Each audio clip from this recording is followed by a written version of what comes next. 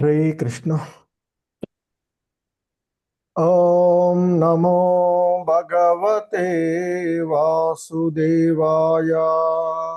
ओम नमो भगवते वासुदेवाय। ओम नमो भगवते वासुदेवाय। ओम नमो भगवते वासुदेवाय। ओम नमो भगवते वासुदेवाय। ओम नमो भगवते वासुदेवाय। वासुदेवाय। नारायणं नमस्कृत्य नरं चैव नरोत्तमम्। नारायणं नमस्कृत्य नरं चैव नरोत्तमम्। देवीं सरस्वतीं व्यासं ततो जयमुदीरयेत्। देवीं सरस्वतीं व्यासं ततो जयमुदीरयेत्। नष्टप्रायेष्वभद्रेषु नित्यं भागवत सेवया। नष्टप्रायेषु भद्रेषु नित्यं भागवतसेवया। भगवती उत्तमश्लोके भक्तिर्भवति नैष्टिकी। भगवती उत्तमश्लोके भक्तिर्भवति नैष्ठिके। హరే కృష్ణ. హరే కృష్ణ అందరికి. సో ఈరోజు శ్రీమద్ భాగవతము షార్ట్ క్లాస్కి అందరికీ కూడా ఇస్కాన్ శ్రీ శ్రీ రాధా గోవింద ఆలయం తరపున స్వాగతం సుస్వాగతం. సో ఈ క్లాస్లో శ్రీమద్ భాగవతము మొదటి స్కందము 7వ అధ్యాయంలోని 25వ శ్లోకాన్ని ఈరోజు మనము చూడబోతున్నటువంటిది. తతాయం చావతారస్తే భువో భారజిహీర్షయా స్వానాం చానన్య భావానాం అనుద్యానాయ చాసకృతు. సో అర్జునుడు కొనసాగింపుగా ఇంకా ఆ దేవదేవుడైనటువంటి శ్రీకృష్ణ భగవానుల వారితో అంటూ ఉన్నాడు, ఈ విధంగా నీవు భూభారమును తొలగించి స్వజనులకు, ముఖ్యంగా నీ ధ్యానమందే అనురక్తులైన నీ ఆంతరంగిక భక్తులకు శ్రేయమును కూర్చుటకు నీవు అవతరింతువు అంటూ ఆ భగవంతుని యొక్క అవతార ఉద్దేశ్యాలను, అవతార కారణాలను ఆ అర్జునుడు ఇక్కడ కీర్తిస్తూ ఉన్నటువంటిది. సరే, శ్రీల ప్రభుపాదుల వారి యొక్క భాష్యంలో చెప్తూ ఉన్నారు, శ్రీకృష్ణ భగవానుడు తన భక్తుల ఎడ పక్షపాతి అయినట్లు గోచరించును.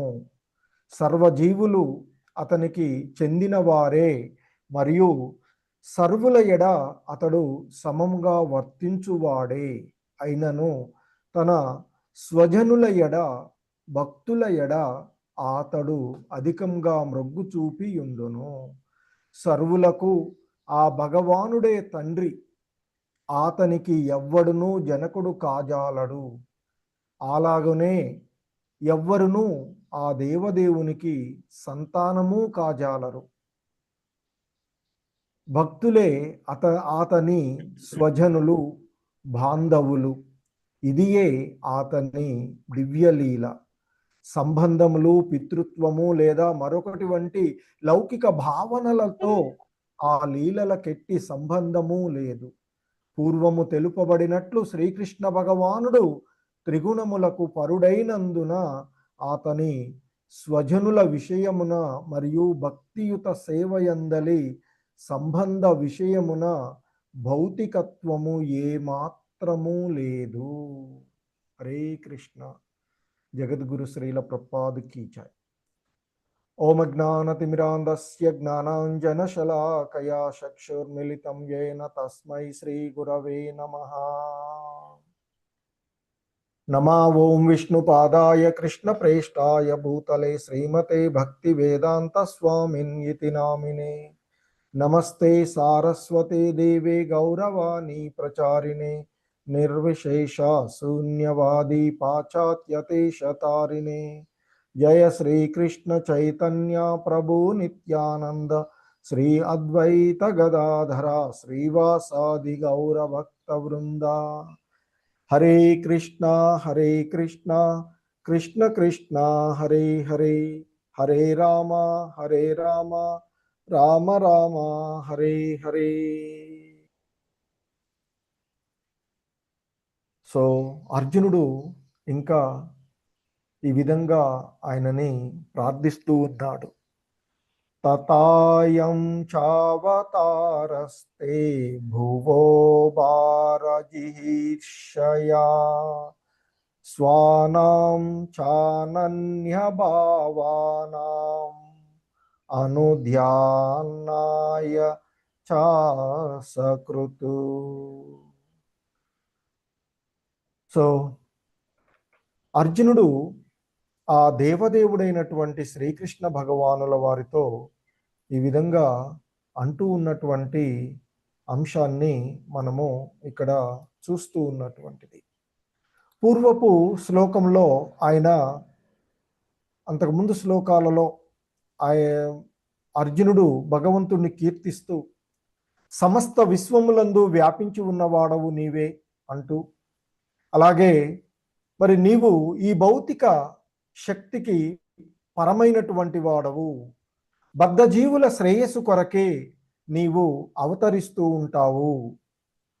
సో బద్ధజీవులను తిరిగి నీ యొక్క ధామానికి నీ వద్దకు చేర్చుకోవడానికి, అంటే ఆ జీవుల యొక్క పరమగమ్యమైనటువంటి ఆ భగవద్ధామానికి చేర్చుకోవడానికే నీవు అవతరిస్తూ ఉంటావు అంటూ ఆయన చెప్పినటువంటి అంశాలను మనము పూర్వపు శ్లోకంలో చూసాము.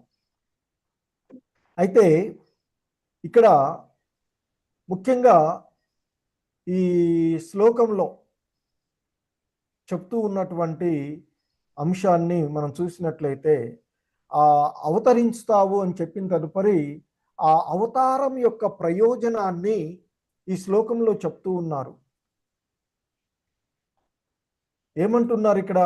నీవు మరి ఈ విధంగా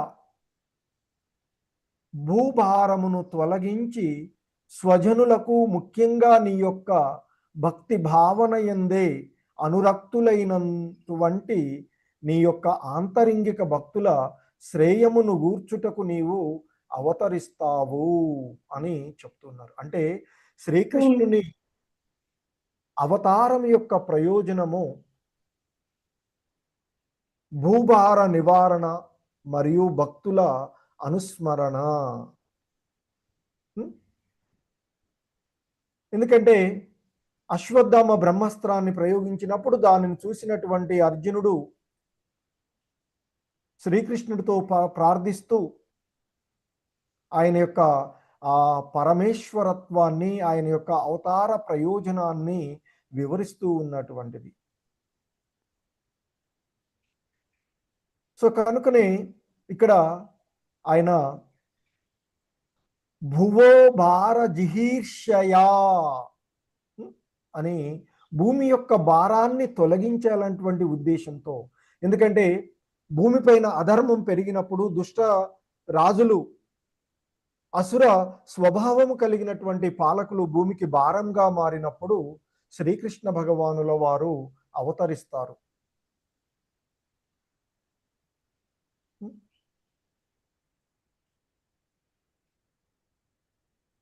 మరి అయితే ఆయన అవతారం యొక్క ముఖ్య ప్రయోజనము సాధువుల రక్షణ. ఎలాగూ వచ్చారు కనుక దుష్ట వినాశనం చేయడము, ధర్మ స్థాపన చేయడంలో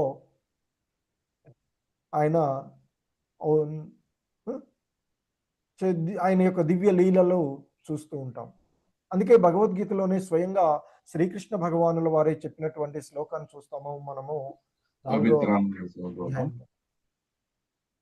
పరిత్రాణాయ సాధూనాం వినాశాయ చ దుష్కృతాం ధర్మ సంస్థాపనార్థాయ సంభవామి అంటూ సాధు రక్షణ, దుష్టుల వినాశనము, అదే సమయంలో ధర్మ సంస్థాపన కోసం నేను ప్రతి యుగంలోనూ అవతరిస్తాను అర్జున అంటూ చెప్పినటువంటిది. అంటే ఆ భగవంతుని యొక్క అవతారం యొక్క ప్రయోజనము అంటే ఆయన అవతరించడం అనేటువంటిది ఒక చారిత్రకమైనటువంటి ఘట్టమే కాదు, అది దైవిక ఉద్దేశ్యంతో ఆయన లీలలలో భాగంగానే ఉన్నటువంటిది. ఇక్కడ ఇంకా మనకి అద్భుతమైనటువంటి భావన ఏంటి అంటే స్వానాం చానన్య భావానాం. స్వానాం తనవారు, తన భక్తులు. ఇక్కడ స్వానాం మరి వాస్తవానికి భాష్యంలో మనకి శ్రీల ప్రభుపాదులు వారు చెప్తూ ఉన్నట్లుగా ఆయన ఎవరి ఎడా కూడా పక్షపాత, ఆయన భగవద్గీతలో కూడా చెప్తారు కదా, సర్వజీవుల ఎడ సమత్వ భావంతో నేను ఉంటాను, అందరికీ సుహృదం సర్వభూతానాం. కానీ అన్ని జీవులు ఆయనకే చెందినవి. ఆయన అన్ని జీవుల ఎడ సమత్వ భావంతో ఉన్నప్పటికీ కూడా ఆయన స్వజనులు. ఎవరు స్వజనులు అంటే ఈ భౌతిక భావంతో, ఈ దేహ సంబంధమైనటువంటి విషయాలతో వచ్చిన వాళ్ళు కాదు. అర్జునుడు ఏ విధంగా అయితే కురుక్షేత్ర రణరంగంలో నా యొక్క స్వజనులను ఎలా చంపుకోవాలయ్యా అన్నట్లు కాదు ఆయన. అంటే స్వజనులు కాకపోతే ఇతరులను చంపవచ్చా? కాదు కదా. సో మరి అక్కడ మోహం చేత, అందుకే అంటున్నాడు, ఆ తర్వాత కూడా అంటాడు, ఒప్పుకుంటాడు, కార్పణ్య దోషోపహత స్వభావ అంటూ, నేను మోహము అనేటువంటి ఈ బంధం కారణంగా నా యొక్క ధర్మాన్ని నేను మర్చిపోయానయ్యా, నాకు ఏది సరైనదో దాన్ని బోధించమని చెప్తారు. సో కాబట్టి మరి సర్వజీవులకు తండ్రి ఆయనే, అదే సమయంలో ఎవడూ కూడా ఆయన సంతానం. ఆయన అంటే ఎవడి ఎడా ఆయన పక్షపాత ధోరణి ఉండడు.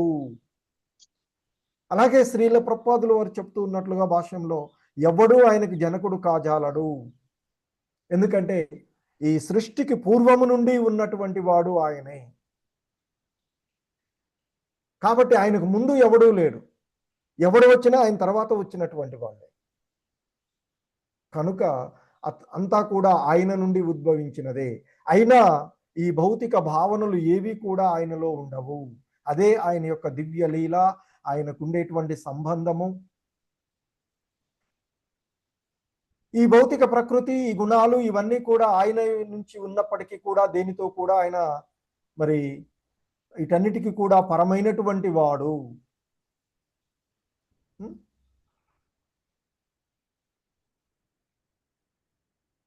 మరి ఇక్కడ స్వానాం చ అనన్య భావానాం, అనన్య భావానాం, ఇతర ఆశ్రయాలు ఏవీ లేకుండా శ్రీకృష్ణుడే ఏకైక ఆశ్రయంగా. మరి ఇదే రూపగోస్వాముల వారు మనకి విశుద్ధ భక్తి అంటే అన్యాభిలాషితా శూన్యం అంటూ చెప్పినట్లుగా. సో ఇక్కడ అందుకే చెప్తున్నారు స్వానాం చ అనన్య భావానాం. అంటే ఆ కృష్ణ భగవానుడు తప్ప అన్య ఆశ్రయాన్ని కోరుకొని ఆయన యొక్క భక్తులే ఆయన యొక్క స్వజనం.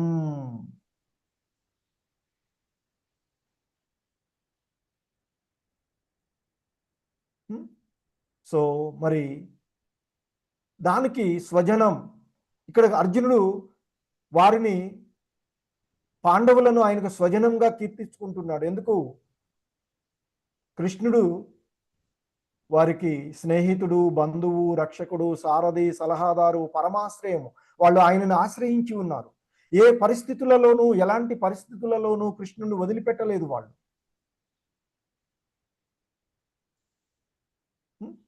వారు ప్రతి సమయంలోనూ ఈ శ్లోకంలో చెప్పబడినట్లుగా అనుధ్యానాయ చ అసకృతు.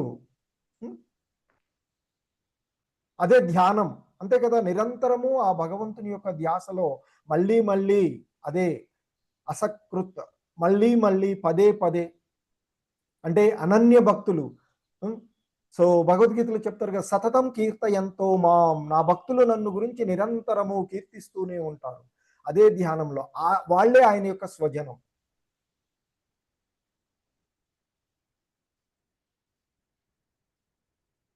సో కాబట్టి మరి భగవంతుడు ఎందుకు అవతరిస్తున్నారు అంటే,